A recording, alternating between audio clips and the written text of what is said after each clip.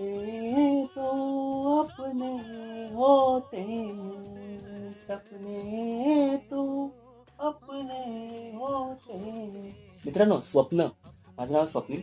यानुसार मी स्वप्नी नावाने व्हिडिओ आज बनवतो आहे.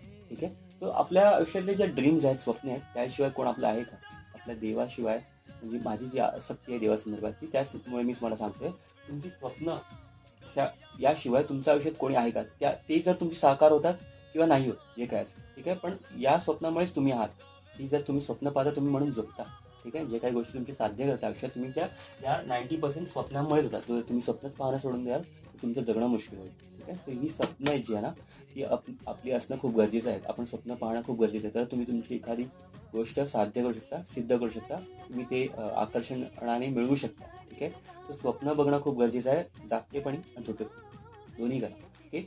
Thank you. Wish you all the good dreams. Thank you.